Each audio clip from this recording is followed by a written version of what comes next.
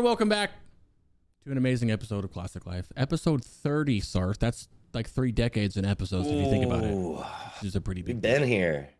Hello, my name is Chris, and we're back with a very special episode, a nice little 2-parter, and leading back into a lot of things. We'll do 2 of these, one here and one about after Ulduar, and then we have our phase 1 catch-up for classes that we talked about doing. We're going to start doing as well. But before that, Sarthe, how are you doing? And please can you introduce our new best friend? Yo, what's up, guys? I'm doing very well. Today, we're going to be able to test out Ulduar on the PTR, which is going to be the most exciting raid in Wrath so far. Not all of Wrath. I think ICC is going to be the most hype. But in Wrath so far, it's the first new raid since we've already done Nax, and we all kind of know that. But today, we finally have what I think is, I'm the most excited for this guest as any guest we've had so far. This is World of Warcraft Classic's biggest YouTuber, realistically, right? With over 140,000 subscribers on YouTube alone. Talks not only about World of Warcraft, but also multiple MMOs. So a huge MMO YouTuber. His works range from class overviews with series like Was It Any Good Though, game updates and guides, and now even working with Blizzard on their own YouTube channel.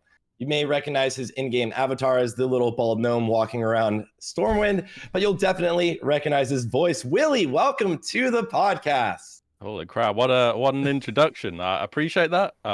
Thanks very much for having me on. Glad to be here, and yeah, definitely a lot of hype for Ulduar and to get out of Nax again, I think. Yeah,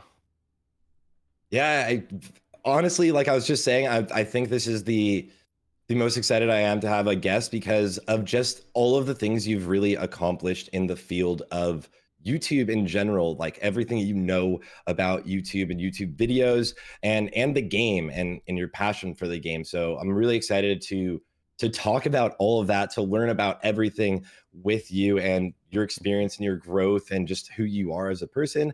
And before we dive in, I do want to toss back to Crix. How are you doing today, brother? How are you doing? I am doing fantastic. I have took the past 2 weeks off of barely playing any classic, and I've been playing a lot of Overwatch and a lot of Dragonflight. We're not going to talk about either of those because I was just biding time until Ulduar came out.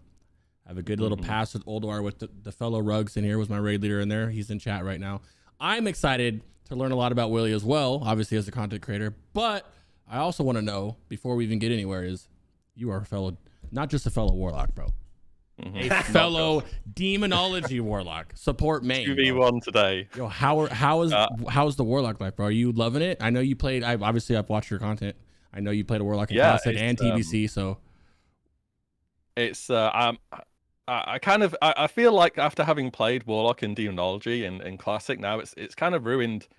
Well, in Wrath, that is. It's kind of ruined Classic and TBC for me, because you just go from a button to a class. Right? Yeah. It's not the most complicated thing in the world, but man, is it satisfying. You just throw on Demonology form, it looks awesome. Metamorphosis, you have an Immolation Aura. There's stuff going on single target on AoE. It's just a lot of fun. And you get kind of prioritized for loot as well, so that's always nice. That is very good. That juicy, the slurp of the loot, dude. The demo locks just getting everything. And being so strong. It's up to like 500 bonus spell power now. It's actually a ridiculous buff when you think about it, compared to any other buff in the game. Yeah. Blizzard were like, yeah, just make this one scale. Like, why not? Sure. Just give them all of the loot, and they're just like so strong. And they're actually traditionally what you thought about a demo lock was like they were the weaker version than Affliction. But what we've seen on logs and stuff is like they're very close and incredibly even maybe stronger or just as strong, where you bring multiple of them to speedrun. So it's like demo locks are insane right now. Yeah, they're really. I mean, on overall, it can go either way between the 2 specs. I think AF they're definitely gonna start climbing a bit more, but I think that's okay. We expect that to happen. But yeah, at the moment they're very close together. And you've seen speedruns. Sometimes they'll bring a bunch of demonology. Sometimes they'll bring a bunch of affliction. I feel like demonology is the play, really. I feel like demonology in the right hand does a lot of overall damage, but you have to really min max it. I mean, you got to really try to get it right if you want to keep up with like even the hunters now. Our hunters last night with this little volley thing, holy crap! He beat me by like a little bit, bro, but it was like holy crap! It was so much damage. And so if you want to keep up with them and the DKs just devouring everything, you got to really try, man. You got to min max your metas and all that, and it's a lot of fun. And I'm very excited for Ulduar. I've done Nax as AF and Demo, and Ulduar as AF and Demo. And I personally I like Affliction more than Demo, but I'm excited to play both. I'm gonna go in as AF first and then Demo. Yeah, I've got the chance to play Affliction. Yeah, I've just always been the guy playing Demo. But yeah, it'd be fun to give it a go some night. But you do need someone doing that Demo role. It's like kind of required at the same time. Yeah. Oh yeah. Yeah, it's gonna be a lot of fun, man. I'm very excited. I'm super happy to have you here too. You're doing Affliction tonight? I'm doing Affliction first and then Demo. Yeah, I'm doing both. And Willie? Oh, if I'm on, I'll do Demo, but I don't know. It's mid-light releases are kind of rough for me, but I think the guild's going over the weekend as well, so I'm going to be testing it whilst it's open though. There you go. But maybe not when it opens tonight for me. Yeah. Well, it should be fun. You did mention that did you play Demo Lock at the very beginning of Classic is what you said, and I'm very curious because I want to know about your journey with Classic, deciding to become a content creator. And really, like, honestly, you started, at least from when I think a lot of the world really saw a lot of your videos, was starting off with the Was It Any Good Though, that series that just was phenomenal. Yeah, right. I mean, aside from the whole like Ulduar and Wrath thing, it's definitely been a bit of a journey to actually carrying on with the YouTube thing, and as it was, because at the start I was kind of just working a job where I didn't really have anything to do all day, which, you know, sounds good and stuff, but I got kind of bored, and I heard about Classic coming out, and I thought to myself, if I'm going to have a go at doing, you know, anything online, YouTube, streaming, whatever it may be, this is the time to do it. You know, I've played this game since it came out back in the day, and I'll have a go at it. And yeah, it took a few different video ideas, but those ones really picked off. There wasn't any good videos, and then I've just sort of stuck at it, I guess. Yeah. Did you find, like, before that, were you paying attention with, like, obviously what was going well and what wasn't? How did you think that, like, that formula was, like, perfect for you at that time? Well, I'd done a few videos prior. None of them really got many views, and I think one of the traps a lot of people can do when they're trying to start off on YouTube, it's because they have something they want to say, but if no one knows you, it's hard to care about what you have to say. It sounds kind of harsh, but yeah, no one cares about an opinion of someone they don't know at the end of the day. And so I think a lot of people start off with sort of highly opinionated videos about stuff, but they're not searchable. No one is going to look for that, and if someone sees it, very few people are going to click on it. So it's a case of trying to find something that I thought I could make a good video about and good content, and people would want to watch. And so I thought, you know, classes in the game, that seems like a good thing to try. Yeah, it was great. Did you have experience? I'm curious, did you have experience, like, playing private servers before then, or was it all just, like, from memory and research too? Yeah, I've never played a private server all the way through, ever. I just played it back in the day, and I wrote those videos at work. I didn't have anything to do, and no one was like, they didn't really seem to care what I did either. So I wrote them all at work. But I pretty much just had endless amounts of time to research stuff. I go through old databases, I go through patch notes. Obviously, have been a huge amount of vanilla private servers which have existed, which, you know, certainly helps.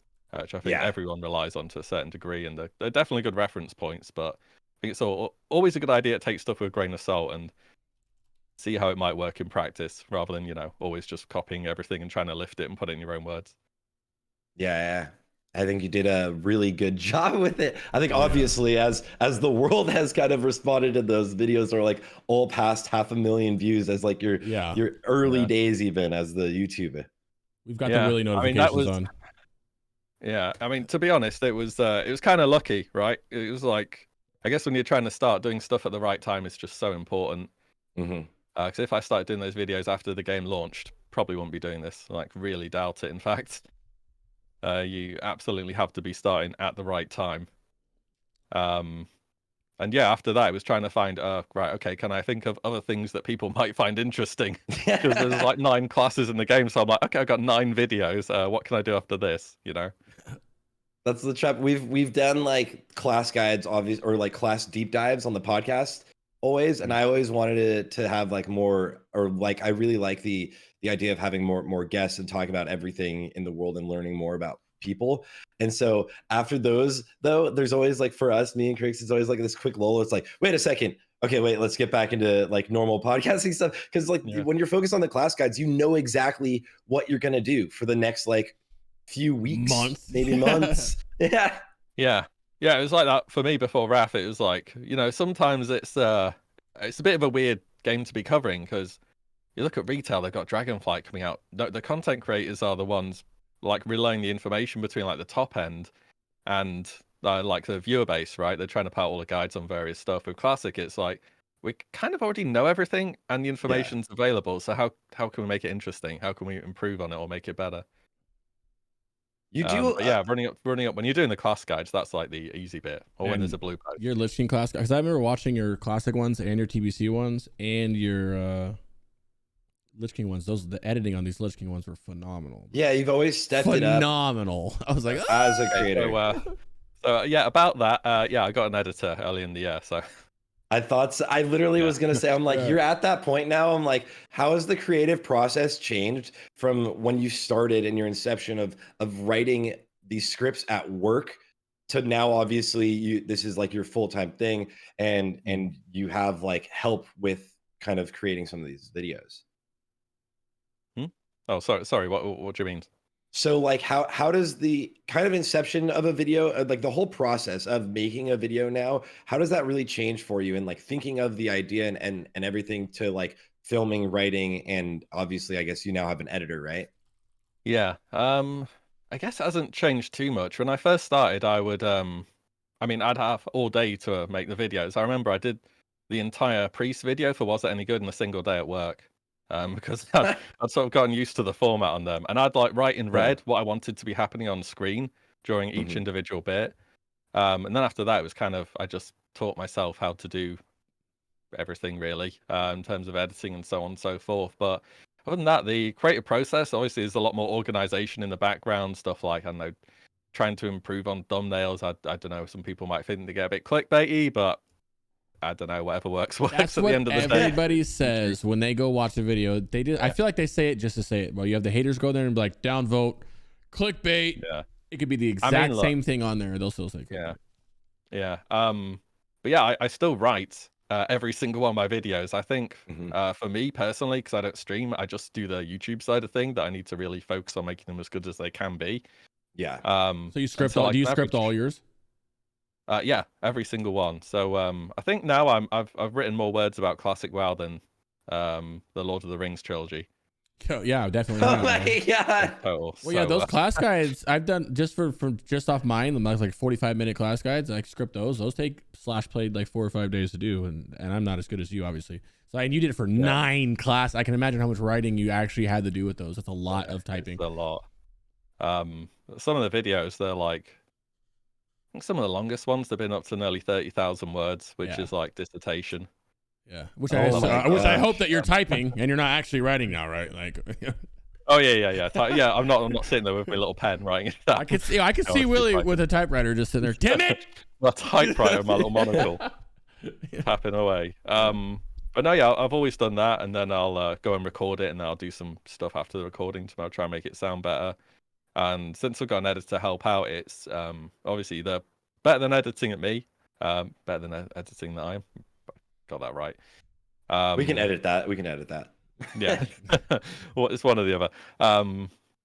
Yeah, and they're really good at what they do, so that obviously improves the quality of the videos a lot. And then I can spend more time doing the things which I think I'm good at, which is the writing and researching stuff. And so I've dipped more into that, and I haven't.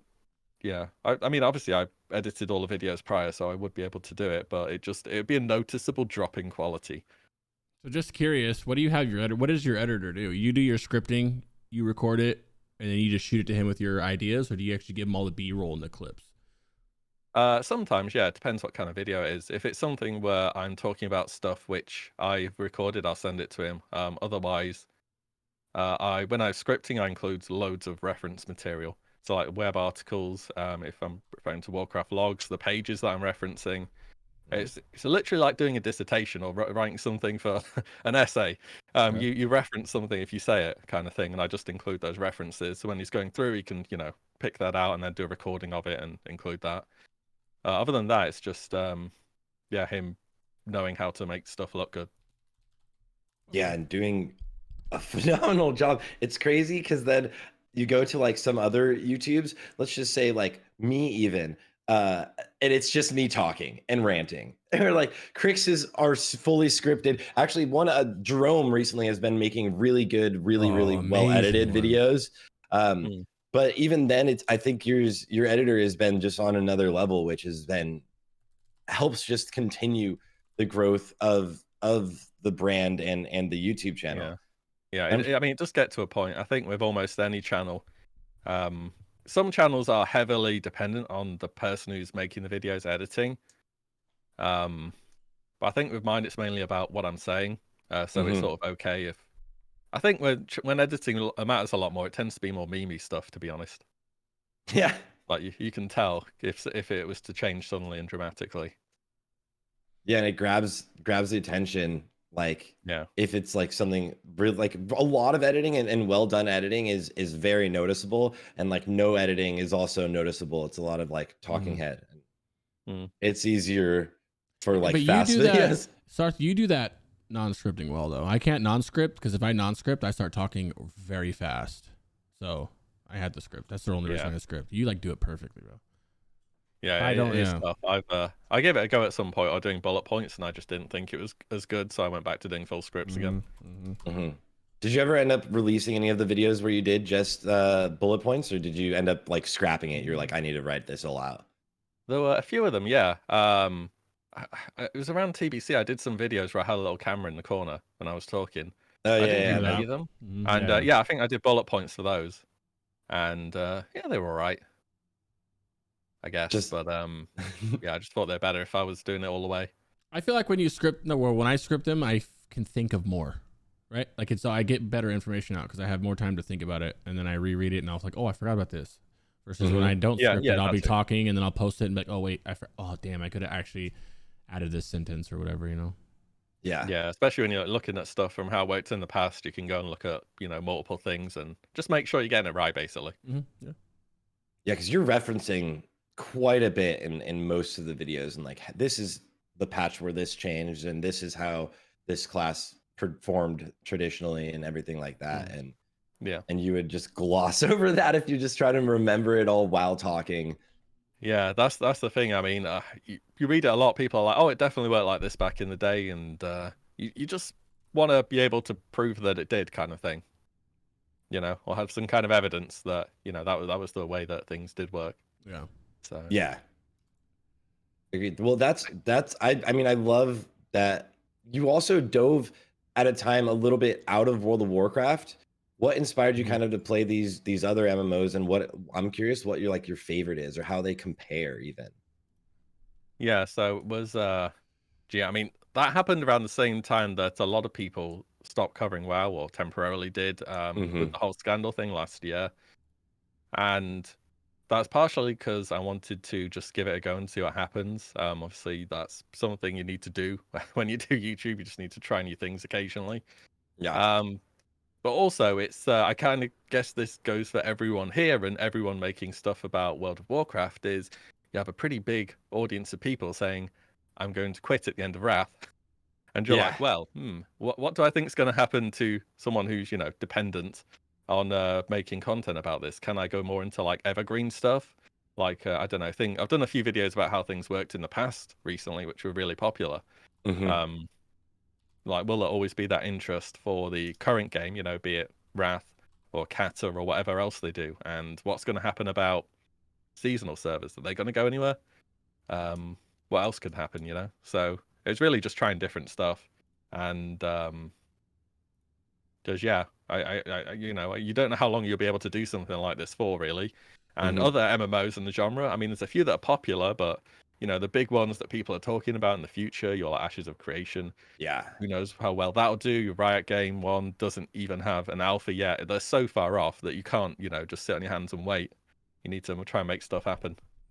That's why I think people have seen me and Sarth kind of start playing Dragonflight more and more. Because we're kind of... it's fun. In the back of... Well, and besides the fact that it's fun. But don't get us started on a Dragonflight tangent, but We do know that, you know, I don't think Kata's, personally, I think people will play Kata. I'll play Kata, but I don't think it's going to be, I don't think it'll have half the pop as Lich does right now. And if retail's going in a good direction, then you need to have some kind of something afterwards, right? I mean, that's the thing. Why would it be any different from how it was in 2010? Why would it be any different? You should full on expect the population to go down. I mean, I want to play it. I thought tier 11 was the best opening tier of raiding that's ever been done in World of Warcraft. I thought it was absolutely brilliant. Which raid was I'm that? looking forward to raiding on it, but it's Bastion of Twilight Throne, the Four Winds, and I didn't play that. That was one of the few raids I missed. I didn't play Kata at all too, so I definitely would play it.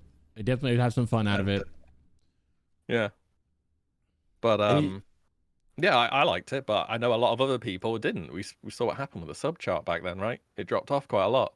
Yeah. And you read it online a lot as well. People are like, well, you know, as I'm playing Wrath. It's kind of weird, actually. People are like, yeah, I'm playing Wrath, then I can finally quit. It's like, I mean, if you don't like it, you can do it whenever, you know. Like you don't have to wait for Blizzard to say, okay, game's over, you can stop now. Yeah. And with so many I'm games gonna go back there, to my real life. Yeah. There's so many games out there outside of that too. Someone just said the landscape is different than when Kata was. The MMO genre is much less popular, and MOBAs are popping off, which is true. All these other games that are coming out, you mentioned Ashes of Creation. Obviously, we don't have a timer on that, or Riot, or any other game coming out. But all that coming out when Kata does, it's going to be, I don't know. Kata I think they'll come out after Kata. Yeah. It'll be after. Yeah. What about? It will be a MOP classic by then.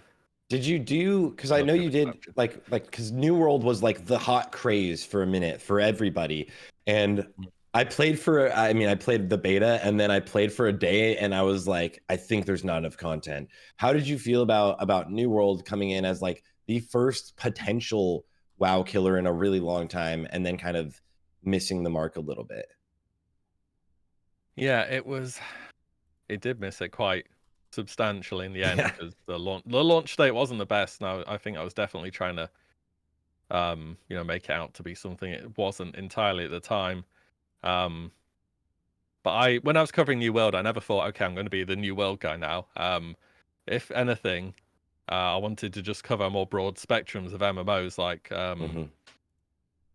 someone like Josh Strife Hayes. He got really popular about 2 years ago. I love him. I've heard of him. I love Lazy him. Peon. Oh, I love him too. People who just cover a broad spectrum of MMOs, but it's really, really hard to do. I think Josh himself has done a video about it where it's basically like you cover an MMO and you have people who will have thousands of hours invested in it who want to consume any piece of media on that specific game. I've watched it, and you'll have played it for like 50 hours, and they'll be like, well, how can you form an opinion about this? You haven't played it enough. You haven't done this. You haven't done that. You didn't mention this. Yeah. You should have mentioned that kind of thing. And it's just really difficult. But I guess in terms of New World, I tried it, and then pretty shortly after, I was like, right, I want to see if I can make content on other MMOs where people find the first impressions on Final Fantasy 14 interesting, or wherever else it may be. And in the end, the videos were a lot of work. They did reasonably well, I guess, considering it was a complete change up to what I usually do. Yeah. But yeah, there's just a less interest there, and I didn't find them as interesting either, to be honest, which was a big problem. I feel like that when I try to make something, or like when anyone in the WoW scene tries to do something outside of WoW, a lot of times you feel like for some reason there's some magic about this game that has you hooked. And yeah, it's, like go on. No, you go on. I was going to say, like, you look forwards to a game like Ashes of Creation. It's getting an amazing amount of hype at the moment, right? It's still in development.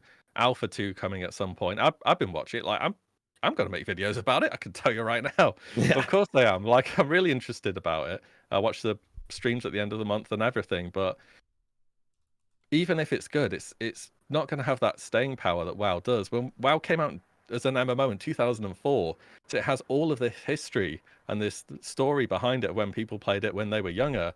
So it's got like I don't know, it's sort of ingrained in people's life, I guess, or it's been part of it for longer. So whatever happens, people can feel as though they can keep coming back to it, and that they can always, you know, I don't know, find something new or remember something that they used to have. And that's just not going to be the case with new games, because there's just the initial interest, and that's it. There's nothing to go back to in the past. That Yeah. makes sense. Back when we were playing WoW back in the day, that was like the main MMO. There's like the MMO back in the day. There wasn't all these other MMOs you can play like nowadays. Nowadays, if you're new for some reason, you're like, I love the MMO genre as a teenager right now, probably because you had siblings or parents or something that played MMOs that kind of put, you got you into it. And now you have so many options to play the game. You know, there's so many different versions of all these other MMOs. Back in the day, there wasn't. You had like what? You had EQ, and then you had WoW, and then you had all these other things trying to do it, but they couldn't keep up with WoW, so they would crash right away, like Aeon and all that other stuff. Nowadays, I think everybody's chasing this like WoW killer high, but it's not. I think it's less about killing WoW and just you're not gonna get that high, bro. It's gone. We're never gonna get it because the games have changed so much. We have too many options. We're not impressionable 15, 16, 17, 18-year-olds discovering World of Warcraft for our first time or whatever, In my opinion. That's like you say, like back in the day, everyone was on WoW. Like you knew a group of people on WoW as well. Like I don't know, you might have gone to school with them or whatever. And these days, it feels like for a lot of people, the sort of group-based games have been replaced by small indie stuff, like Phasma or Valheim or things, which you don't have to have invested hundreds of hours into to have a character and play on the same level. You can just load the game up and you're in. Yeah. And when people get older and busier, it's it's not as easy to consistently play an MMO at each separate update, which raises the bar. And WoW Classic 2, it came back with two incredible stopping powers. One, this nostalgia, right? We all had this familiarity. So going back to it wasn't this incredible barrier to entry, which all new games now have to overstep that because they have to make us feel comfortable and excited and keep us there for this new thing, where we don't feel like kind of nervous about something new. But also it came out like right at the beginning of COVID, which unfortunate for the world, but for gamers, what a time. Now you're just home at all times. You had this job where you could just work on YouTube videos the entire time. So it was like everyone had so much time to come back, and all of your friends from back in the original WoW that you played with as a little kid, everyone came back to play. Blizzard confirmed. I mean, I when WoW Classic came out, I played with people who I raided with back in Mr. Pandaria. Yeah. Again. Who I still talk to, so now we have like adult relationships with them. We're like friends, real friends that we can like meet up in real life. Like I mean, it's crazy because as a kid, you're so far and away from each other, and there wasn't things like Discord where there's like constant talking. Like you had Ventrilo, right? Like back in the day, or I think there was another one also where you would talk. Obviously. TeamSpeak, yeah. You would talk obviously in comms, but you weren't like consistently messaging each other outside of the game. But now it's like at all times you've got messages going. There's like leaderboards or message boards, yeah. Loud ass. Soak it. Yep, nonstop. Yeah. It's definitely changed a lot. The whole landscape has, but yeah, it's that whole. I don't know. It's just been around for so long that people can keep coming back to it. Yeah. Definitely. Did you feel when playing any of the other games, because of the investment, right? Because other people you're mentioning have put in 10,000 hours into these games, that it's just like, it feels like any of the established games right now, the established MMOs where you don't have friends in them already, it is like that level of investment that other people have already put in, and us being so far behind when joining, does that feel like did it feel like a barrier to entry for you at all? I guess, yeah, but especially with Final Fantasy 14, it was just like it's gonna get better. Just keep playing it now. It's gonna get better. Keep playing it, and you're just like, when does it get better? Like, it's you play the game for 15 hours. Okay, I'm not a fast leveler when I'm doing MMOs. I do stuff. I was standing about in the what was it, Limsa, something like that, listening to people playing Wake Me Up Inside on like a banjo or something. Okay, I wasn't like leveling fast by any stretch of the imagination.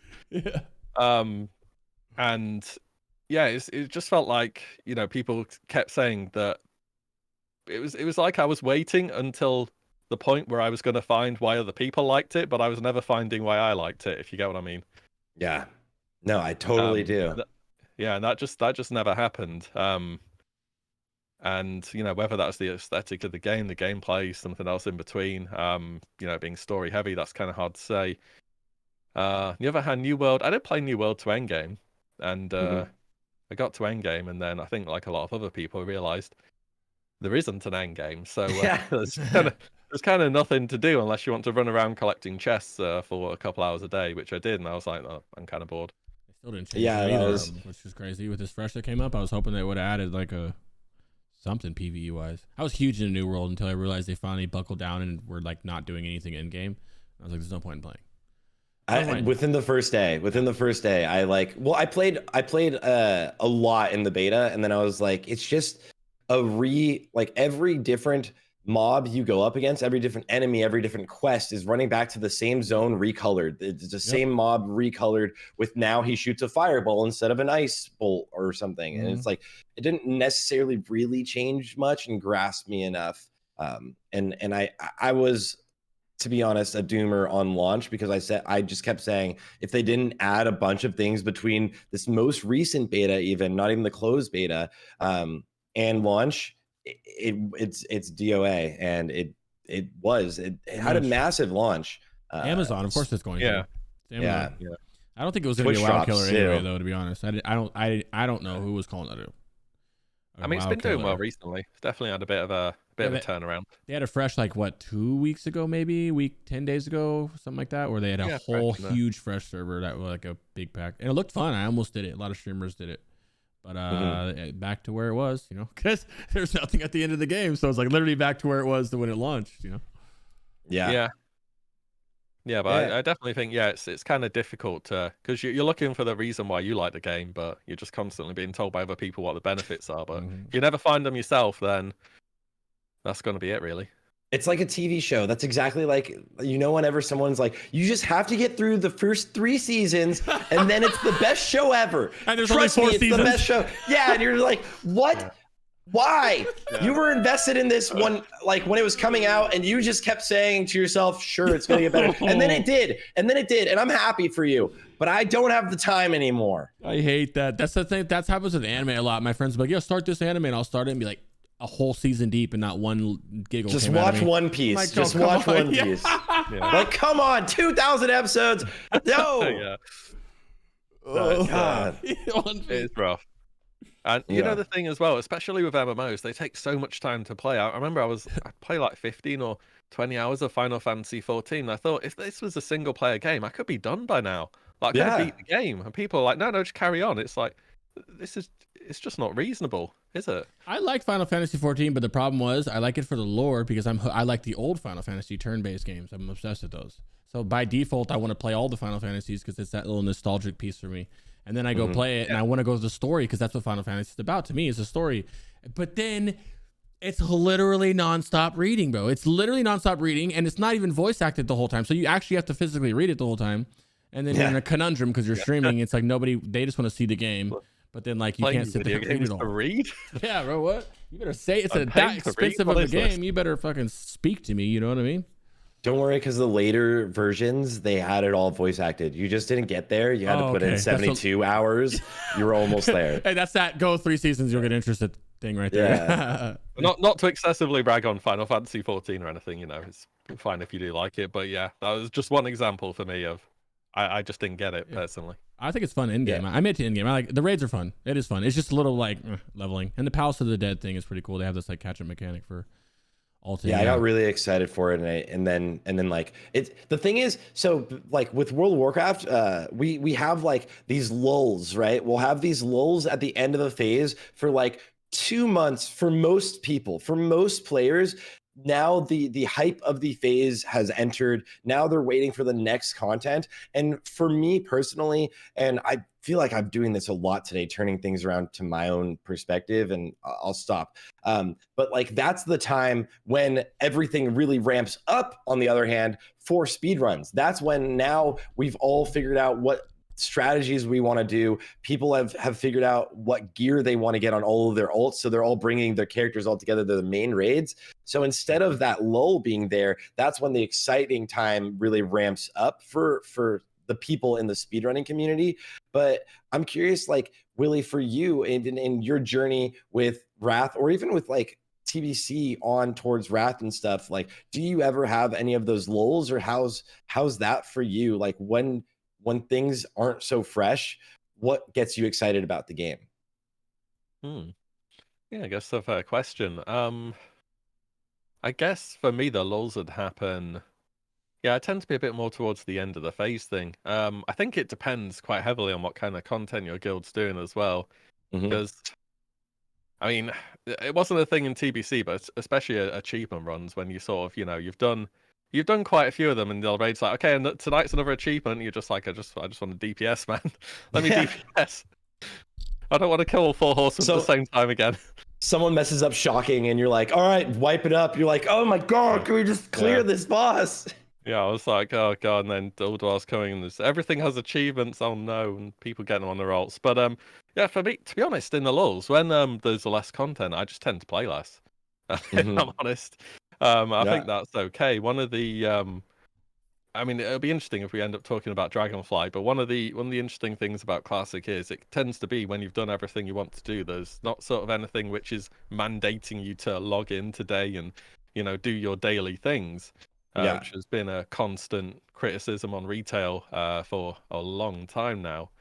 So yeah, if I feel like I've done everything I want to do in the game, I just tend to take it easy, or in the spare time, I might level a character also, because I kind of like just grinding quests and stuff and watching something on the second monitor. Yeah. What about you, Crix? What do you do during the lulls at the end of the phase? Now you're getting into speedrunning, but before. I play other games. I've always done that. Even before Classic, I was playing retail, and after we get CE, I would go just kind of screw off for like a month and play like PoE or another MMO. Now that I stream, it's kind of like in TBC, I didn't do anything because of the whole viewer thing. Now I kind of don't care, and I just play whatever. Now I missed a lot of games during TBC, so now I'm playing like for this example of Dead Phase 1. I have 3 alts that are 3 characters raid logging in Lich King, and then I play Dragonflight and Overwatch on the side right now.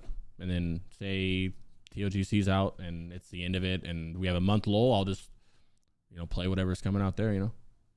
Yeah, you mentioned the viewer thing, and this is a tendency I think with World of Warcraft viewers in general, especially classic viewers for some reason, have a tendency to only want content on classic World of Warcraft. Do you see that as a thing ever happening? Because you had some pretty good reception with alternating videos or different videos, Willie. So do you see that as a struggle ever, or do you think you're gonna make a good conversion as Wrath comes to an end eventually?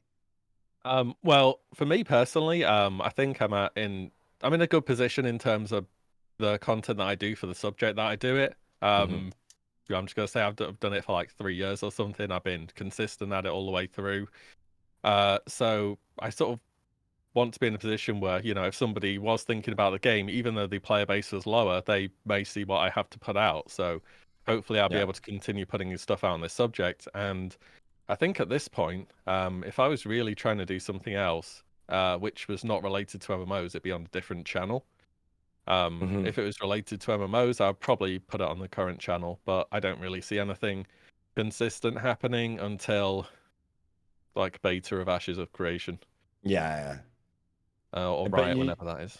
Do you feel like any sort of I guess is like any sort of fear of viewership whenever you put out something not related to World of Warcraft, or is you've seen pretty good reception so far? Because your videos are just like you're phenomenal at getting people excited about something. I gotta say, you're really well done. Random stuff, like random subjects, I guess. Yeah. Yeah. I guess, yeah. It's sort of been just solid Wrath stuff for quite a while now. But even videos about Wrath, I tend to have an idea which ones will do better than others, but at the same time I try and upload like twice a week. Yeah. So you're always sort of on the hunt for like what's a good subject, what's no one else done, what might people find interesting. So I did a video a while back. It was just about people using dumb things in Wrath in min-maxing, classic, like mind control pummeling and all that, and people love that. And I was like, oh, okay, well I'll do that some more then, kind of thing. Just do more of that kind of stuff. But yeah, it's even within the WoW stuff, sometimes I think, okay, this might not do so well. This might do better. I guess it is a bit scarier trying to go outside of that, because people, when you upload WoW Classic stuff for 3 years straight, people tend to expect that from you. So it's a little bit scary trying to do anything else. Yeah. You mentioned that like you do create, well, 2 videos a week and different kind of like, it's always thinking of what is the next thing. But how do you do such a phenomenal job of, if something seems like a relatively not the most incredible like thing to talk about, you do a really good job of making it exciting realistically. Like I found that like every time, no matter what, as I've any video you've ever put out, I'm always like this, I'm always excited to watch it. I mean, yeah, I appreciate that. It's I guess it's just trying to, I don't know, I find it interesting and I try and write it up in a way that is, and record it in a way, and hopefully it tends to be a case when you like something and you talk about it and people can tell you like it, they are more engaged even if they're not absolutely mad about it themselves. It's why people like internet historian do some video about something you've never heard of and you watch a 40-minute video. It's because they're just good at doing it. Yeah, that's actually so true. Yeah. Okay. Yeah, if you're passionate about something and you like it, people will be able to tell that and they'll like it more in response, even if you don't care about it on any other day. And people like stories as well. It's one of the biggest tips I could give anyone trying YouTube. If you tell a story and people like the story, they'll stay to the end. There you go. There you go. That's We have about 45 minutes left till this gentleman has raid. Big Will. Okay. True. I want to talk about West as a group, obviously, but I want to segue it into a little bit about phase 1. So your thoughts on phase 1. Obviously, you can chime into Sarthe as well, but figured since he's here. And then, just some hopes about phase 2 and stuff, just to kind of clean it up. Like, what, you're also a warlock, which is great. What have you, start shoot questions if you have, but what do you think about phase 1? How is Nax to you? Obviously, besides the obvious boring, we did it, and besides what you're going to hear everywhere else, some positive stuff. How do you feel about phase 1? So, I probably at the start of phase 1, I had the most fun in raiding that I've ever had in Classic because the classes are just so much more interesting to play in Wrath. I know a lot of people might like them back then when they were in Classic, but I played a Warlock, and back then it was Curse of Wreck on a mob, Warriors kill it in about 0.4 seconds, and then you go back to pressing Mistbolt for half the raid. So it was a bit of a hit and miss experience, literally. So the class changes in Wrath just made it so much more engaging for me, even though it's literally easier copy-paste content. It's been more fun than what has came before it, and I think that's just kind of a reflection on what I enjoy out the game as well. And part of what I'm looking forward to a lot as well is the actual segmenting of difficulties. I know a lot of people don't prefer that and they'd rather just have one raid and this is the raid. I prefer different levels to raiding. But yeah, in Nax I've enjoyed it. Obviously it's getting on a bit now. I've cleared it plenty of times. I'm kind of waiting on Ulduar at this point, but that's fine. I think that'd happen with most raids after a few months. Yeah, especially after a raid you've done before. But like the exciting part, like you were saying, is that you're doing it in such a different way because your class is so different. You find you have like so many spells as a warlock now to do. My TBC warlock, it was a meme, but like my entire bar was Shadow Bolt. All of my bars were Shadow Bolt and one seed. Yeah. I mean, I've got the warlock at the moment, but my alt's a hunter. You play a hunter as well, right? And I think it's not the most complicated. I think they're super fun to play survival. They look fun. Then they pop. Apart from the Malagos Sartharian Saffron hitbox, which is like you literally have a trap under their feet, and it's like, oh, that's nowhere near. Sorry. So frustrating. It's so bad. Are you doing the new double volley thing, or the volley macro, or whatever? No, I didn't get. It's hotfix now, isn't it? So they did already. I didn't get a chance to do it in the end. It should be hotfix on NA realms, and it was working as of last night on EU realms. Well, this morning for EU, last night for me, it was still working. But Warcraft logs mentioned that they might blacklist logs with it if it's still working. Oh yeah. Get rid of it. Why, dude? Here. Why? Fucking exploits. Get him out of here. It's just clever use to get if you can pull it off. Take that DK with you. What's wrong with stacking 6 ranks of volley? It's fine. It's just clever game mechanics. Right. It was hotfix between our 2 splits. Second hunter was sad. Okay. Wait, so Clinks wasn't using it all night last night? He was just beating you? Yeah, he beat me by like 100k. He's an amazing hunter. He's a phenomenal hunter. There you go. But they're both a lot of fun. Really like them both. Happy with it. This is the first expansion where I'm like, I kind of want to try healing as well. Because Really, yeah. originally back in Classic, I had a Holy Paladin in Vanilla, and I quit it by the second phase. I was like, I'm not doing this anymore. Like, I can't do this. I love healing. And 2 abilities, Flash and Holy Light.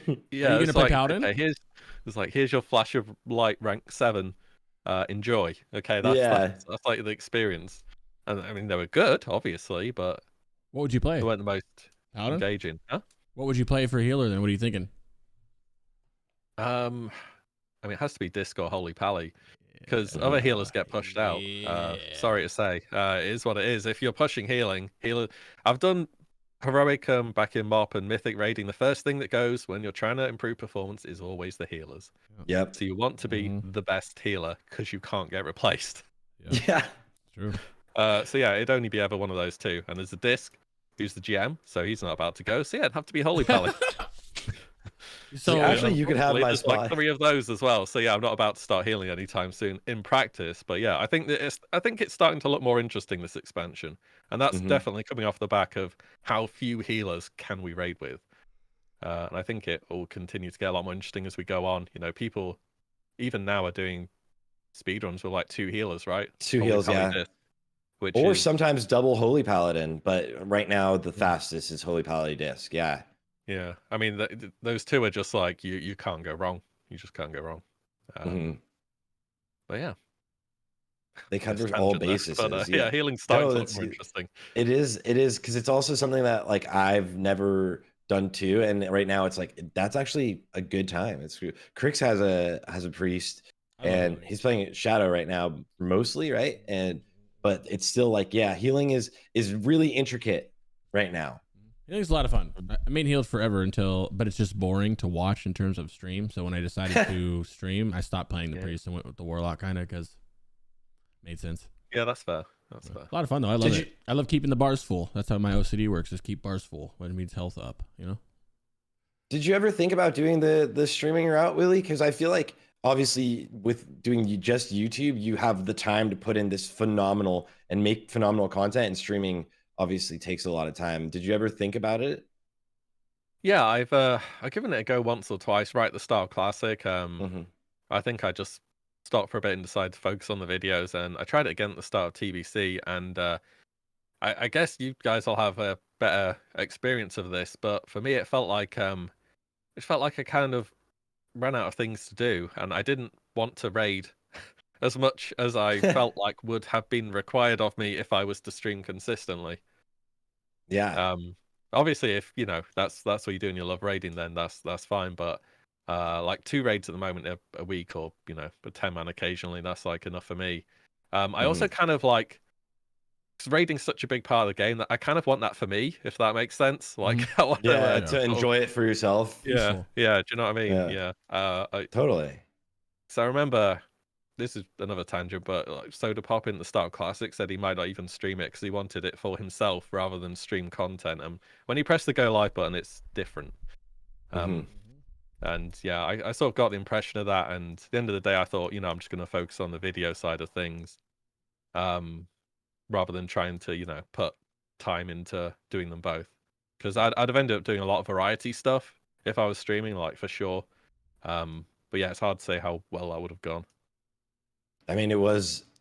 I think I'm gonna say for the YouTube community, it was a good choice because the amount of time that you can put into these videos and it shows is a lot more than what you see for most other people. I think Scotty's the other like YouTube creator who puts a lot of time into these videos that can, because he's not spending 12 hours a day streaming, which is just I mean, at some point you have to make a choice. Obviously, having an editor helps. Yes. And I probably do. Realistically, I would have enough time to turn a stream on, but I kind of want it to be consistent. If I was going to do it, I wouldn't just be, I'm just going to do it one day and see what happens. I'll be like, okay, I'm going to do it for this long and see what happens. And I'm just not really at that point right now. Yeah. Yeah. And then, well, we've got Ulduar coming up, right? Today, literally today for PTR. What are you excited for about this raid? You made a video yesterday. It was yesterday. I watched it Yeah, yesterday. Yeah, we just So watched it on stream. Yeah, good video. By the way. yeah. It's like, what's the big deal? You know, why is it that whenever people talk about World of Warcraft raiding, they're like, Ulduar's right up here. yeah. Like, why is it so good? For me, there's a lot to look forward to because it'll be the first time I've done it properly. But Mhm. I want to see how it defies people's expectations. Obviously, in Classic, we have a lot of alternative servers where people have done this content quite a few times. So that they'll be Yeah. going to that thinking, okay, this boss does this. This class is the best here, X, Y, Z. Like, what is going to defy expectations? What's going to be different this time around with so many people going at a Blizzard Ulduar? Yeah. Especially with the new things that they're changing, right? Like the things that we don't know that they're changing, or I guess people have probably data mined it. I would expect Rockman to over at Wowhead. Yeah. But like all of the like I guess nerfs that we saw, but also they've mentioned a lot of nerfs that we never even saw the version of the unnerfed version. So Yeah, that's exactly it. Like the DK spec everyone's playing, the Morphle now one with the gargoyle that's doing like 200k damage a pull. That was discovered a few months before Wrath Classic came out. yep. And Shout out to White other Wolf with that servers have one. Yeah. existed for many years and no one knew about it. So that it's still relatively new. It's like, what else is going to happen? You know, Even that's all then, that actually wasn't even gonna be ever as good as it is right now because haste is so good. And on Blizz like realms, haste didn't apply to your Gary at the rate or it stopped eventually is the correct way of saying it. yeah. So even then, like that spec wasn't as good as it is now, but right now it's literally like you never run a two-handed weapon on a unholy DK unless it's Shadowmourne. Mega busted. Like it's unbelievably good. Can Yeah. attack everything. So yeah, it's just seeing what happens, how the bosses are different. Are Fury Warriors gonna suddenly like once they get some gear, are they gonna be at the top? Are they not? What about Fire Mage, Marksman, Combat Rogue, all these other scaling Well, classes? Sarthe has an image for that right now. Actually, we can. Yeah. If you wanna? Yeah, I was gonna say. I guess you want to talk Keep about talking. that. I'll bring it up. You can keep talking. I'll bring it up while we're talking. Yeah. So yesterday we did on stream kind of a breakdown of all of the current BIS lists. Like, so what's currently simming as the highest, testing everything out for all of the classes and using WoWSim's GitHub and showing what fights look like on a 3-minute single target, right? So Unholy Decay is leagues ahead still right now on a 3-minute single target, but none of the very few of the fights, sorry, in Ulduar are this sort of a situation. So you have to take everything with a massive grain of salt. Is that very few of the fights are going to be like a scripted 3-minute single target fight where you would bloodlust the ideal time early or late. Fury Warriors, though, you can see them like kind of lower there, but they're actually very close. Yeah. And Fight Club has got them to around 9,500 from what I understand DPS on that 3-minute single target. I believe that means they're not sundering, but it still puts them as a lot stronger. And there's a lot of fights where we get things like cleave, we get things like haste buffs, we get like all of these buffs or other situations in Ulduar where I really think we're never going to see like we see right now. There is like a king, right, which is Unholy DKs. Unless we can cheese mechanics, we're not right now going to see a king. Everyone's going to see like slightly differences between the different fights. And Warcraft logs just came out with like some of their rules for parsing this morning. And one of them is like Kologarn, where not Kologarn, oh my gosh, the fire guy, where you get the haste buff, like 100% haste buff. They said that Unholy DKs can't, like your log, your parse will be invalidated if you use your 100% haste buff to snapshot a Gary, which means if you do on like a speed run, you're going to do that anyways because you don't care about your parse in a speed run. But like it would have caused some ridiculous damage. 100% haste to your gargoyle. Not everybody can get it too, so I think it's the fact that it wouldn't be fair. Yeah. That's why they're not doing it. It wouldn't be fair if they got like throws you in the pot, right? Yeah, exactly. It would be like Fire Mages on Chromagus back in Classic when they get the God pull. Yes, yeah, where you just do that. It's like insane fire, fire, damage. fire, fire. And here's that And then too, is what you were just a huge talking about. ignite. Try Yeah. not to pull aggro. Yeah. And then also like that was showing in full phase 2 BIS, but I'm curious what your guys' expectations are for today even, because I have an expectation which will surprise Crix probably, of what I think will do the best in the earlier phases or the Very earlier weeks and months early. of Ulduar. I think you're gonna see demonology higher at first again, because they're gonna this we peak in Ulduar, and all the gear is going to demonology warlocks, right? So I'm telling you right now, if I have that gear, you're not fucking with me. But that gear, obviously, as you heard from Nax, that only what was that, like a week of demonology power, like a week or two tops, and then all of a sudden it was like unholy DK afflictions catching up, like, you know.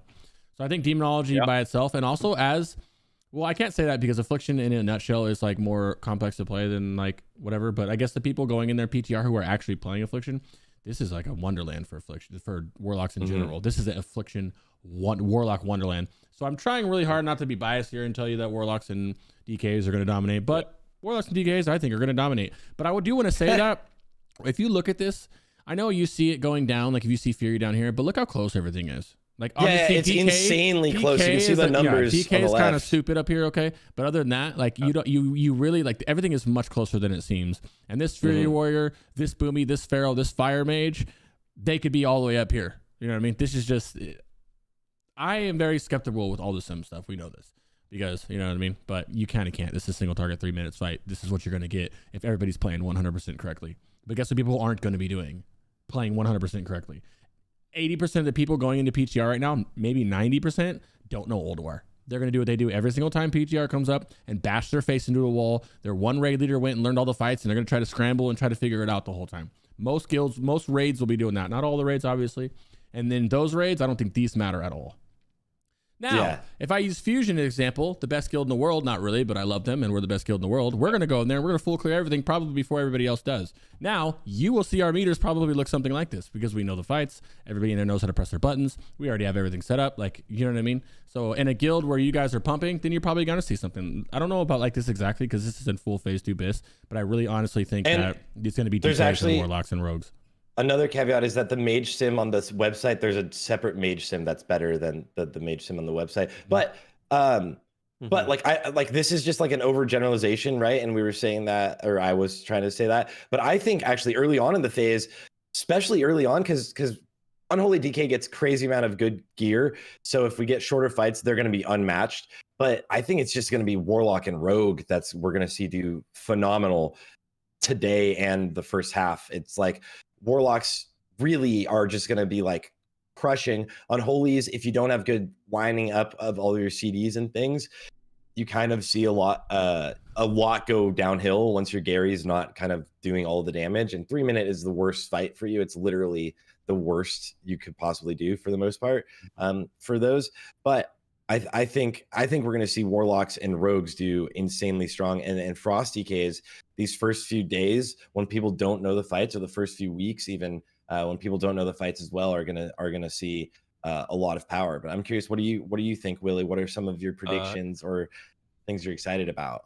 Yeah, I mean, in some ways it's going to be the same as phase 1. DK, Rogue, Lock are kind of spoiled for choice. In terms of, you know, you have each one has multiple great specs. I think assassination, there's no like big setup or anything. You just kind of hit the boss and you top damage. So I think they're going to do pretty well.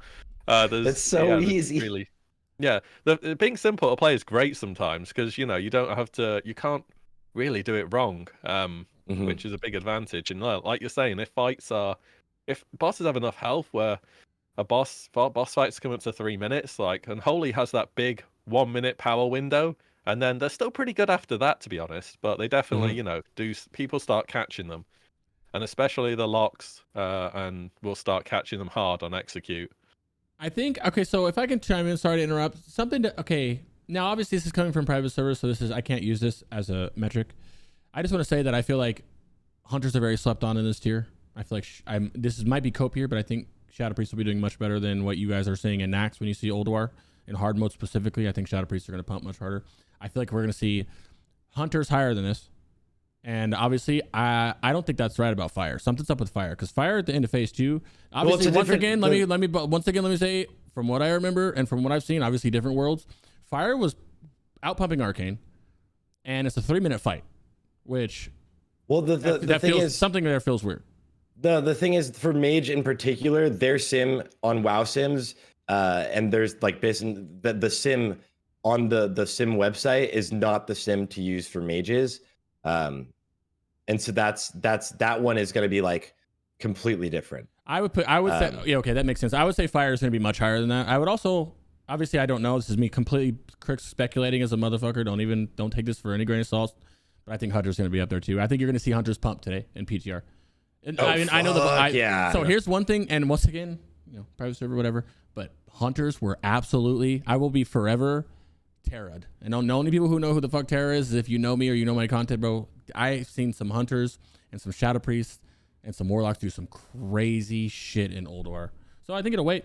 But right now it's PTR. The only people you're going to see pumping are people who know what they're doing and who've been in Ulduar. So I hope people don't take this when you guys are watching all of us streamers today on PTR.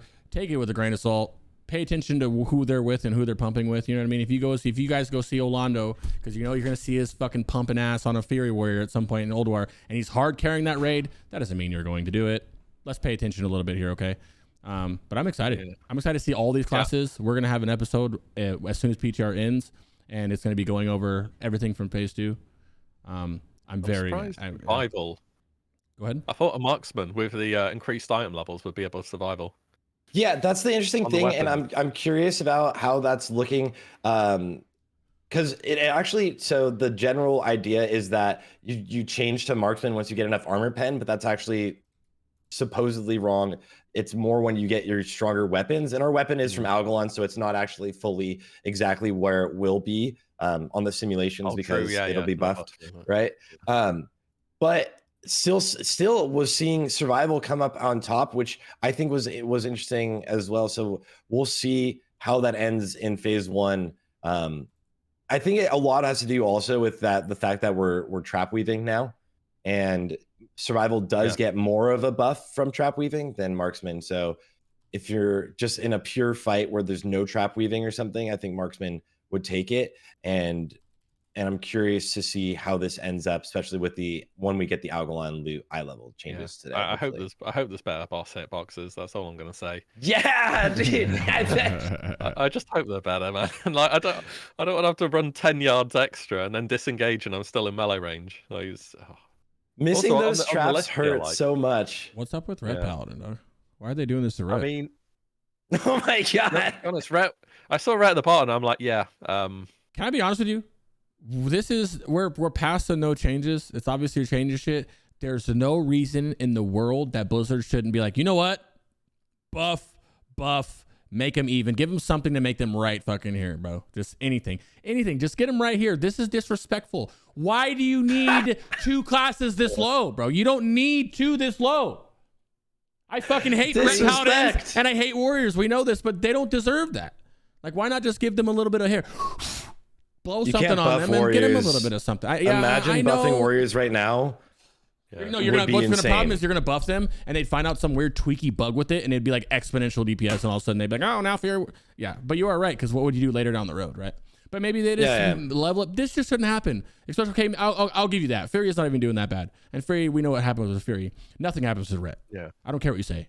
Don't even start with that. Yeah, Ret with this. No, garbage. Ret's gonna be trash the whole expansion. Do something for them. Nerf TKs. I'm just kidding. You don't got to nerf TKs. I'm trolling. You don't got to nerf them. Let them live up. It's a hero class. Remember, you've seen the video. It's a hero class. Let them pump. But this is this is getting out of hand. And it's because it's not going to change. There's that forum post about Ret Pallies where Blizzard. They pretty much said, Holy and Prot are good. So, there you go. You have 2 meta specs. Play that. Yeah. Someone in chat said literally the best specs in the game. Pick one. Someone in the chat said just announce temporary buffs that go away when the phase is over. Anything. I don't know enough to tell you what it could be, but it's something only that doesn't help Holy Paladins, that doesn't help Prot Paladins. It needs to be Ret specific and just anything that can just give them a little bit of Warriors, you're fucked. Just play Fury or something. I don't know. What is it? Make Divine Storm do holy damage again. Something. It could be anything, dude. It could be any. Zerine, get Zerine in here real quick. I'm down. What? Or do we get him for the next one? Let's get him for the next one. Give him the next one. Yeah. Because this is Why ending is soon. Boomy that low as well? Like, how are Boomy that far down? I swear they're pretty good at It's it. but look at the damage number. It's literally within like what the number one is way ahead, right? Unholy is way ahead, and the everyone above 10,000 is like kind of shining. Everything from survival, well, even enhance and above, and combat's gonna be pretty close. According to Simon Sim, combat's gonna be really close as well. But like all of that's really close. It's not like Boomy's actually below, and Boomy with good RNG, the highest skills are gonna be doing really well. I think. I think 3-minute fight and simulations on Patchwork is going to be interesting because Boomies are also going to be able to like Starfall everything that's around them. You're going to be doing a ton of damage. So who made this first off? Are we sure this is right? Who did this?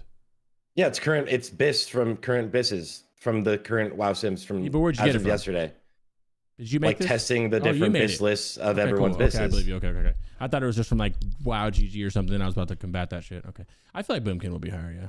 But also remember, we thought Boomkin would be higher for an accident. It feels like it is, but it's not, right? So, and this is bosses, right?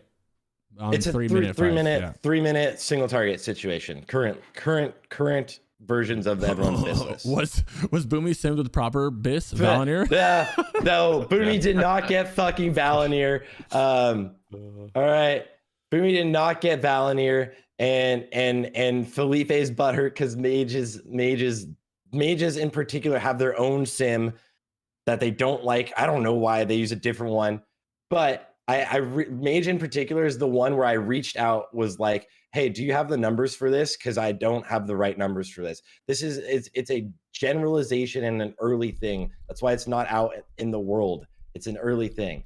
That's why I asked about it, because I feel like that sim side has issues with some other classes. Like we don't know if it's like perfect for all the other specs, like you said with the mage. For specifically mage, it really does. Because there's always shit wrong with warlocks. That thing the whole time. There's always been something in and off wrong with warlocks on the sim site.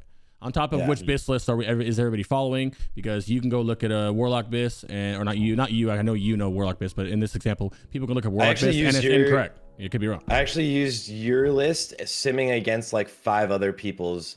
And the pinned one? And I don't know. Someone sent it to me, and I simmed it against like 5 other people's. I change mine like all the time, yeah. But yeah, that's good. Yeah, I think it'll be interesting to see it. I could see Unholy still being there. I could see, like, if I could imagine, this just looks like pretty much the top class, what Nax looked like for the most part. Besides Ret just getting dumpster fired. So I hope it's not like this. I hope Hunter. I hope and think Hunter will be up. I hope Boomy's Ret up a little is bit not more. going to be higher. Ret, I don't know if Ret or Armed. I'm not going to speak on that. I just hope that something changes, because that's just, it's not fair. Think about all the people. Like, I'm a Warlock fan. I like playing Warlocks. I'm playing casters, but I like Warlocks. If Warlocks is bad, I would be playing a Warlock. So I think of that terms, like these people, and Ret Paladins are devout Warlock fucking people. No pun intended. Those guys are devout, bro. Yeah, Warlock is going to be so good. Yeah. I mean, looking at the numbers though, apart from like Unholy DK and Ret Pally, everything else is they're really close. You'd be pretty happy. Also, what fight in Ulduar is a standstill 3-minute fight? I think. Literally none. Is that what this is? Is this a standstill 3-minute? Like just Patchwork 3? That was the whole caveat at the beginning. Yeah, that'll be none. There will be next Arcane. No, just don't. I'm just asking to make sure. Yeah. You could Razor Scale. You can stop attacking, and you'll just see Unholy DK do insane DPS to Razor Scale. Because when Razor Scale comes down, and you can't, there's no hard mode, right? So like he comes down, you use everything, you burn him in one phase before he goes back up. Is pretty much going to be. Sarthe made this chart. Yeah, that's why Unholy DK is up there. No, Unholy DK really is good. That's why Unholy DK is up there. That's the sure longest. Yeah, we know it's good. We know it's good. We know impossible. It's good. The 3-minute for Unholy DK. We know Unholy DK is going to be good. So much gear. Yeah, I would be willing to go back and see this again, because it feels weird. Something feels weird with it. I don't know what, but I don't think it's Unholy DK. I do think Unholy is going to be powerhousing the shit out of us. I think Unholy DK, Rogues, and Warlocks and Hunters is what I said in the beginning of the expansion. I think Hunters too. Yeah, this is literally Athlock will beat DK on the certain fights. Yeah, not all the fights though. There'll be some certain fights where After will win. Yeah. This is literally just looking at a Patchwork 3-minute comparison as a overgeneralization. And I said, right, pretty much none of the fights are like that. And 3 minutes, some fights are going to be super long, right? Especially early on, like Mim hard mode. And then there's fights that have cleave. It depends also what Warcraft logs finalizes with their rules on what counts for logs and not. Some things are like people are going to cheese cleave things, but luckily Warcraft logs is looking to take away cheese cleave things. Potentially removing completely general VSX from like parsing, which is I think is a good idea. Removing phase 1 from Thorim. Here, let me resend this to you, Crix. Removing phase 1 from Thorim. On Araya, like removing the damage to the feral defenders. Freya removing the damage done to her until the last time she's healed, which means realistically either you burn her for the burn strat, which will be end up being the parses if you can, and then it'll be like or all of the damage that matters towards your log will be after you've finished dealing with all of the heals and stuff. I like what kind of the PTR changes. Quite a lot of changes. Yeah. We didn't talk about them. We should. Not that important. We can talk about them later. I think it's really interesting. I think it's nothing crazy. Iron Council, the damage is removed from the bosses on the other ones. Iron Council is such a fun fight. There's a lot of these that are going to be a lot of fun. Those are the only kind of fights where I say if someone asks if AF was going to beat it, it's going to be fights like that or like Yogg or something where you get to cheese some shit, but like I have to cheese some shit, draining and turning around, all the tentacles. Yeah, I mean, there's going to be a lot. They've also announced the complete raid rules on there, or the thoughts, right, for speed, at least in the first or progression, where hard modes or some bosses are optional, especially in the first progression, which is going to be interesting, right, to see, because you can literally run past Ignis, you can run past Razor Scale, you don't have to fight them. Araya, you can just like, let's just avoid this boss, right? You can fully just dodge those bosses, and then they've given extra points for the hard modes. And especially you need some of the hard modes to even get Algalon, right? Yeah, it's like they're going to do a point system for the hard modes. As Ulduar is the last raid before Blizzard implements a difficulty selector, we have to figure out how to deal properly with the hard modes. The current plan is to have a point system track progress. See below for which point system. The optional bosses are Ignis, Razor Scale, and Aria, or whatever her name is. They're not required, but you do get a point for doing them still. So now when you go in the prog, our prog racers are going to be like, should we get our 1 point from doing that and that, or just skip them and so on and so forth, which would be kind of cool. I didn't even expect him to do that, but imagine the things that like doing Aurier on the like the ride to Mimron on the tram. Imagine stuff people come up with. Wait here. We'll just quickly do a boss while we're waiting. Yeah. Oh yeah, you need full points. Yeah, any serious guild will get full points. They're going to make sure they get those max. Yeah. I like that. Speedrunner rules, no one's speedrunning right now for that yet, so we can go over that in another episode. And the parsing, no one's going to care about parsing it pretty soon. But they pretty much, it seemed like the parsing, like he said, they made it so like it's pretty fair for like their snapshots. Like not all DKs can do it. This would prevent snapshotting of the slag pot debuff to be required to parse as a DK, right? Yeah. So cool. I think this is a cool thing that Warcraft Logs is now doing more conversations with the community. Right, where they're actively trying to talk to the community to have input, because none of these are hard set rules. They even say it in like red up top, right? Is that if you guys want to have input in these things, please reach out or kind of talk back to us in the Discord channel. As you see, it's really nice. This is their Discord. They showed a picture of it. They got Ulduar parsing rules. 700 chat, 700, 600, 300 of people just talking, and so they are taking input, and they are trying to make the logs better for people, which is. That's beautiful for us. It's beautiful for everybody, right? Yeah, for sure. You want it to make sense, and be fair. Let's see. Ulduar hopes. I just hope that the difficulty. I want Ulduar hopes and then Heroic Plus hopes, because I know Sart's big in the Heroic Plus, so he can. You guys can touch on that to close it out. We have what, like around 10 minutes, maybe less, with you left here, Willie. What are your hopes? Yeah. Your hopes for Ulduar and your hopes for the rest of Wrath of the Lich King and Heroic Plus. And Heroic Plus. That's a bunch. I mean, okay, first of all, I'd like them to at least have a look at doing other stuff pre-nerf before it's post-nerf. I think that was a good decision in TBC. Person in charge of it did, a good job with it, and you can always make something easier, but you can't release it easier and then make it harder. I guess that's never been done. Yes. So it would be good to look at pre-nerf going forwards as sort of a baseline. You can always nerf stuff ahead of the patch coming out, like they did with Tier 5, because people needed to tune back then. For Ulduar, yeah, I'm just excited to see what the changes are, how it sort of defies expectations in terms of what people are used to it being from previous experiences compared to what Blizzard will do. So hopefully, you know, people who are new to Ulduar get a fun experience, and people who have done it, you know, dozens of times also get to, you know, try something new and have a slightly different experience. So yeah, I hope it's good for both camps of people. As for Heroic Plus, haven't really touched on that yet, but I think it's pretty interesting as a catch-up mechanic. The only big criticism I have is I don't think there's sort of a reason to do it for a lot of people as we currently are, and you just do the normal Heroic Daily instead to get your badges. Yeah. I don't know about the bag giving 3 badges. People are just going to reserve it, or you'll do it with a guild and it'll go to the person who's like the tank or whatever, if you want to gear them first. Yeah. I don't know. You could just have the last boss of the Heroic Daily on the Titan Rune difficulty drop an extra Emblem of Conquest. So then even, you know, your main character will want to do it. Apart from that, yeah, I think it looks like an interesting idea. Obviously, it's more catch-up than alternate progression. It's no Mythic Plus. But yeah, glad to see they're trying different things, and hope it goes well, really. Mm-hmm. Yeah, I think me and a lot of the community were hoping for like a Mythic Plus type thing, but it is just going to be more of a catch-up thing, which is gearing alts. Yeah.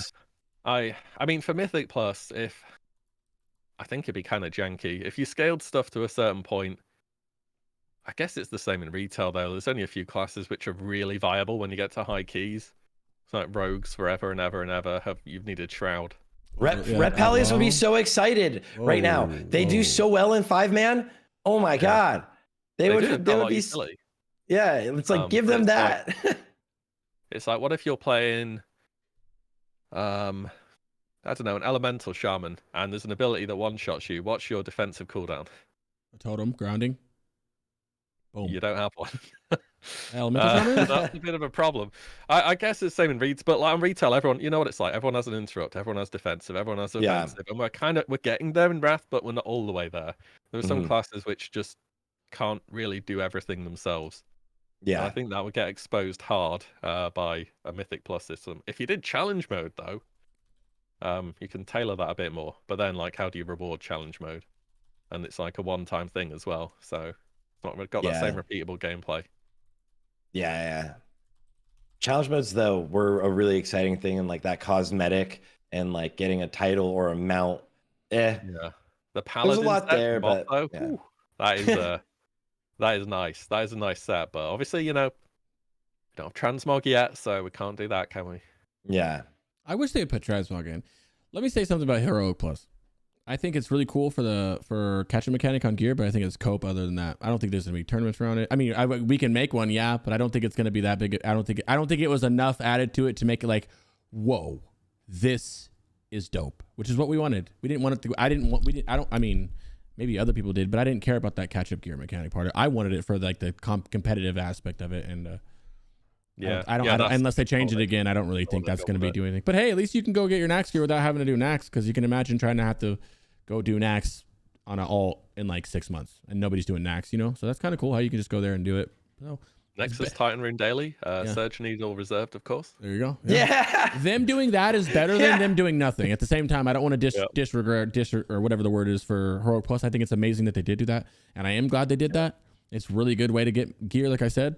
But I don't think it's going to be like a competitive thing. I think we're going to be left with speed running, which I don't know how Ulduar speed running is going to be. I feel like it's, you know, it's going to be weird. No trash. Just like a reason to give it a go on my main, because I just don't have one. Like, why?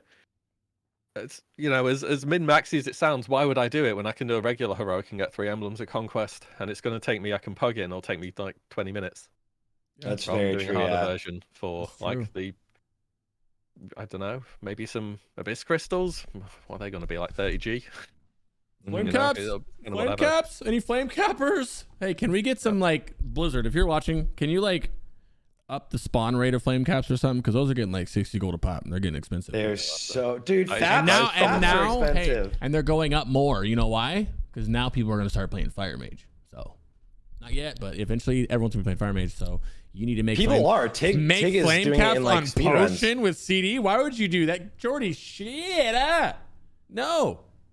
Why would you say some shit like that?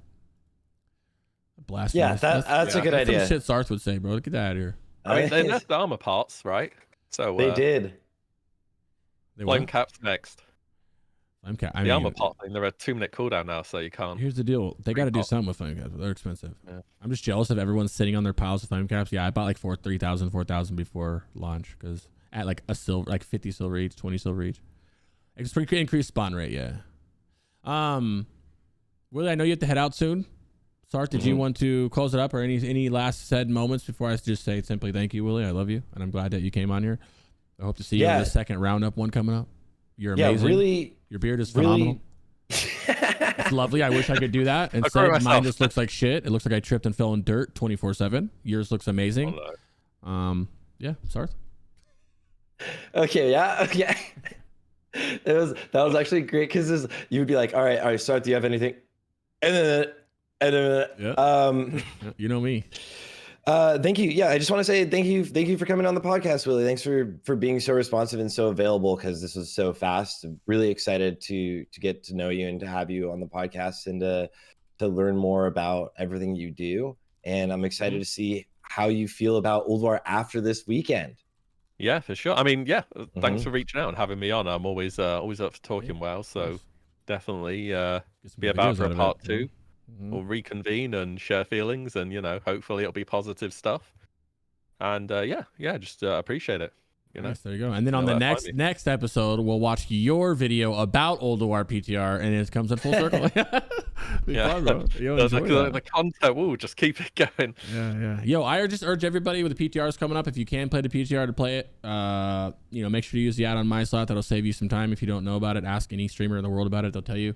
Get some practice in. It's going to be hard. Go with your main class. If you have time, go with another one. Explore it from different angles. Maybe go on a healer and see how hard this is going to be for them to heal, so you can kind of. And just, hey, before you guys get in there, I just want to let you guys know to dodge mechanics. I know that we've told you this before, but it's no longer going to be. I don't think it's hard. It's not going to. You're not going to be on Hodir and get one of those things falling on you, and you're going to be like, oh, that did 20k damage. You're going to get clapped out. Or if you don't, just act like you will get clapped out and help your raiders and your healers out. This PTR is going to be gruesome. There's not a lot of raid guides out. Jordy is slacking. I'm just kidding. He has to wait for the footage, obviously. But we don't know what's going to be the boss mechanics. Trust me, I did raid guides in TDC. Yeah. I know I got to wait for PTR. I'm trolling him. But stay tuned on Jordy's channel. He'll have him up immediately. Everybody else will too. And just do any kind of research. It's going to be rough in that PTR, bro. Buckle up. And if it's not rough, well, that's what we expected. We expect it not to be rough. We're just hoping that it will be rough. You know what I mean? Mm-hmm. True. Yeah, thank you, Willie. And can you just before you go, shout out to your channels or where everyone can find you? Obviously, so everyone listening can go watch you and listen to your beautiful voice. Pretty much it's just YouTube for me, WillE. That's it. I do stuff about classic WoW, occasional other MMO stuff, and That's pretty much the only place you'll find me. I don't really post on Twitter. Can we get some W's in chat for the Classics #1 content creator, Willie, taking time to be on our show with us today? I really appreciate you, bro. Look at him banging channel, beautiful beard, looks just like him. Thank you. Let's get him to 150k if you're not. I know everybody in here is already following him, but make up a new account, make a new account, and follow him again, and then make a new account and follow him again. That is the only reasonable thing I could possibly ask. At least 1 to 2 new accounts per person. Yeah, that's it. At least. You can even make an email and an account and then never even use that account again. He doesn't care. It's just, he just needs that stuff. Yeah. Seriously, I love your videos, my man. I do. I love your videos. Thank you for everything that you do for the community. There's a lot of classic content creators, but there's not a lot of people. Even Sarthe's in this pile now too. You three, you and Scotty J, you guys are doing the videos, bro. Whether people like them or not, it doesn't matter. This is good content you guys are all doing, and I really appreciate it. Just keep on pumping them out, man. We all love you, dog. Keep up the streams, keep up the videos, and hope Ulduar testing goes good. And I guess we'll catch up afterwards and see how it's all been. Yeah, good luck, brother. Good luck in your raids as well today. All right, take care. Have a good day. I'll catch you later.